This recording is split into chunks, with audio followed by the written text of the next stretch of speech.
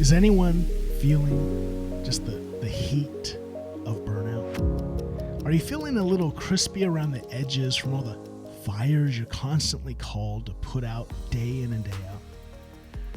Then maybe today's podcast is specifically for you. We're talking about burnout to breakthrough. Going from burnout to breakthrough. How answering 6 questions will transform your business. Really, we're talking about how answering 6 questions is going to transform your life, which is more important than your business. But we want to also encourage your business as well. So, welcome to the HaltingWinter Podcast. I'm your host, Seth Winterhalter. If you're listening to us, Apple, Spotify, wherever you listen to your podcast, would you take a moment to share this? Put it on your social media, like it, subscribe, do whatever helps the algorithms so that other people can listen along. If you're watching at our YouTube page, subscribe, like, comment, and engage with us. We want to hear about you. We want to know what your business is. We want to be able to make sure that we can help one another as we grow, as we soar, as we impact more lives with our products and services. Okay, let's dive into the topic. How do we go from burnout to breakthrough? You know, we're encountering the kind of a heat wave here in Washington. It's like 90 degrees and we're in May. It's been wet, and again, it's just fickle how the weather is, but all of a sudden it's just like 90. 90 here is hot. That's like reserved for 1 week a year in August, and to have it in May is just, feeling the heat. And some of you might be feeling, right, the emotional heat in your businesses. You're just like, man, I'm so tired.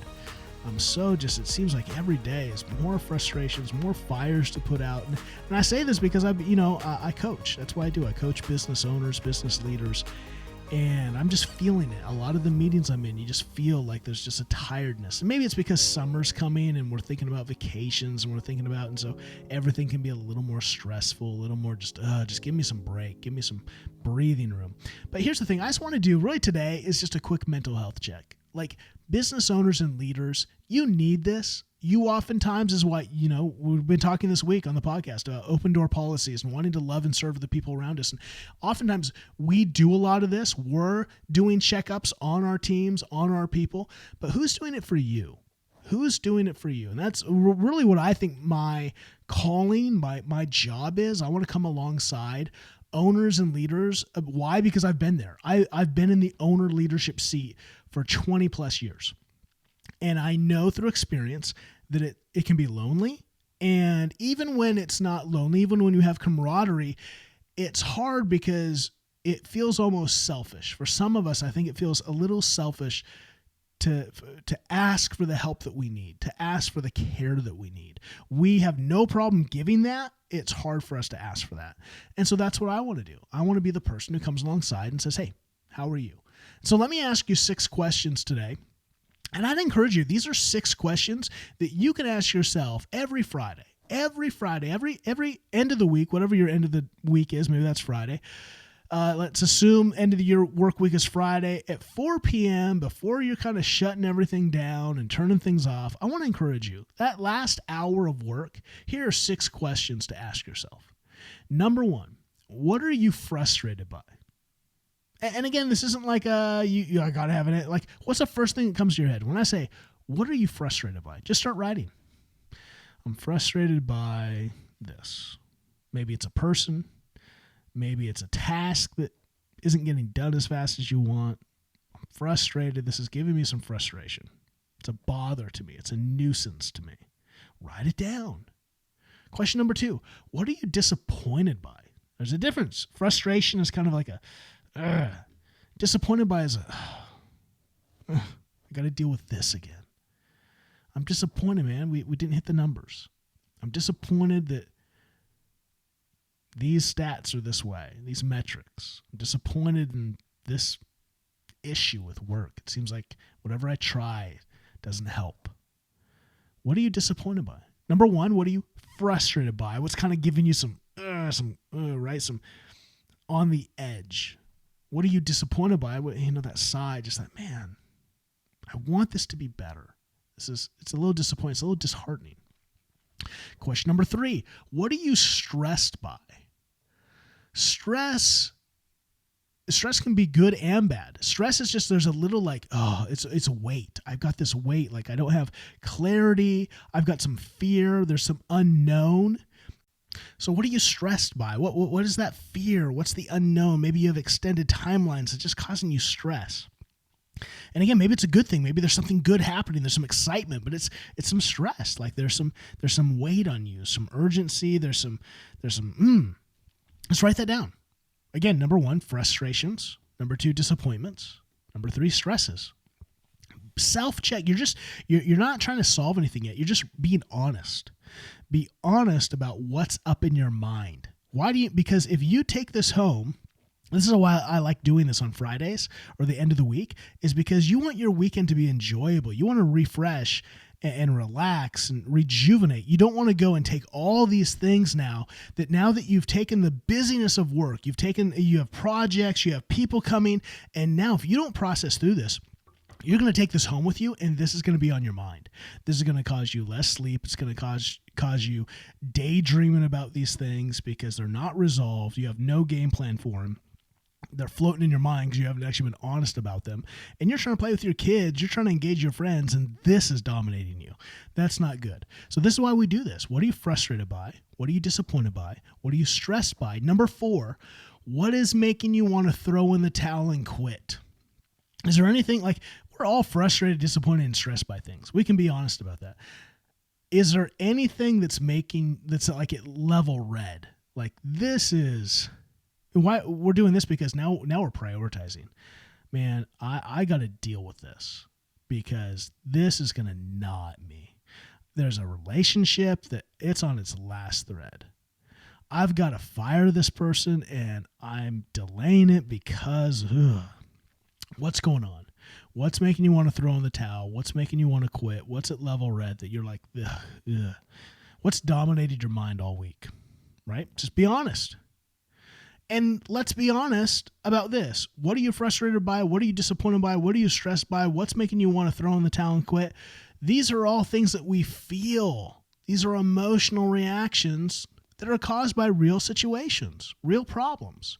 But let's be honest about the reality. They're real things, but they're emotional reactions to real things. So we do this process to try to just kind of pop the balloon of the emotions, to get the emotions to, okay, now we can get clarity on what are the real problems. Now I'm voicing the emotions. I'm being honest with the emotions and vulnerable with the emotions, but now they're revealing what are the problems. Okay, I'm stressed about this. Where's this thing at? What's really the problem? And now we ask questions 5 and 6. 5 and 6 now turn the table. 5 is, what can you do? Like, what can you do? Number 1, is there something in your mind? Is there a way to think differently about what's frustrating, disappointing, or stressed? Is there a way to think differently, to change your view, to change your emotional reaction? Is there something you can do in your mind? Question number 6 is part 2. And that's, what can you do to actually physically change something? What can you do? Can you do anything? Is this all other people have to change, other people have to act, and you're just going to wait patiently? That's something you can do. I can be patient. Give yourself something to do in your mind. How do I need to think about this to get kind of the emotions out and to get a real strategy going forward? And then what can I actually do? Can I take any action? Can I take any ownership to turn a frustration into a win, to turn a disappointment into something I can celebrate, to take a stress and actually get that stress off so I can get a victory? Now I'm thinking about my mindset and I'm thinking about my action steps. I'm thinking about my mindset. How can I think differently? I'm thinking about my action steps. What can I do to change some of these situations? And here's the beauty. You just did this on Friday. So now I know I have tangible things to do Monday when I come in. So I'm not going to live on the hamster wheel again, repeating the same frustrations, the same stresses, the same disappointments. No, now I just thought through it. And I have some mindset things to think about, some action steps to take. I'm putting that on my thing to look at Monday first thing when I come in. So now, boom, I don't have to think about it because I already know. And now my mind's not going to think about it because I already processed it. What if you do this? Watch how it changes. Watch how your weekends are much more enjoyable because your mind just isn't spinning on things that are unresolved, that you haven't given any time and attention to. Now it's going to be like, yeah, we already talked about that. Remember, we already have things we're going to do. Great. Let's do them and see what happens. Trust me, the mind is a pretty simple organism. It's a pretty simple thing, but we don't treat it simply, which is why it runs ramshot over us. So treat it like the organ it is. Treat it like if it has things it needs to process and work through, then work through them so it can have resolve. It needs resolve. It needs to know. This is why we face anxiety and stress, is because we allow Pandora's box to open up instead of taking ownership and going, hey, if I just do this here's 6 quick questions. What's frustrating? What's disappointing? What's stressful? Is there anything that's code red that's making me want to tap out and just quit this thing? And then what can I do? What's mindset? How can I think about these things differently? Number 2, what can I actually do to break through the obstacle? What is my action steps? How can I take ownership to turn these things into positives?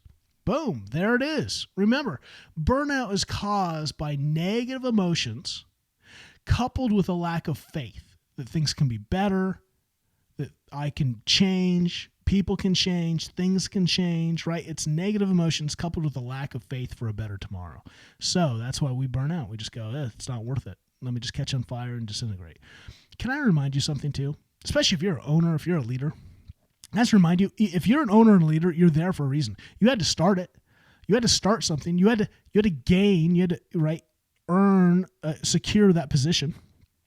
You have wins.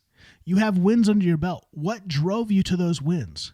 Remember that. Tap into that. Don't settle in your comfort and in the whatever of today. Go back and draw on that source and go, man, we just got to get that back. We got that momentum back. We got that energy back. We have victories. It wasn't just luck. It wasn't just, no. We need to move, right? Remove those emotions, get clear on the reality, create a plan, and charge. Remove the emotions, get clear on the reality, create a plan. That's Friday afternoon. Enjoy the weekend, and then hit the ground running on Monday. Right? Perhaps you need help. Perhaps you're like, man, I'm in burnout. I need breakthrough. Hit me up, man. Let's schedule a call. Let's chat. Let me see if I can just encourage you, if I can help you get some clarity on some things. And if you're like, man, I've really enjoyed this. I'd love to work with you. Then let's see what we can do. I encourage you to check out our small business flight school. You can go to smallbizflightschool.com, smallbizflightschool.com, and read about it, watch the video, learn about what we're doing to help business owners grow their businesses. We are going to tune up your business, optimize it, professionalize it. So it's not amateur hour anymore. You're not guessing. You know exactly what you're doing. The 6 primary parts of your business are operating at peak performance so that you can continue to grow, continue to scale, doubling revenue year after year so you can impact more lives with your products and services. That's what we want to see. We believe in small businesses. We believe they're the lifeblood of the community, and they should be thriving, not stagnating. And you're doing one or the other. Things either grow or they wilt. So let's grow. Let's soar. Let's go higher, faster, farther, further. Go take action. Answer the 6 questions. Remove the emotions. Write down some solutions and enjoy the weekend and go tackle them on Monday. Enjoy your weekend, rest, refresh, fill your tank, and head into Monday ready to charge. Tune in next week as we continue giving you insights on how to get your business out of the weeds, off the runway, soaring higher than ever before. I'm Seth Winterhalter. This is the Halting Winter Podcast. Until next time.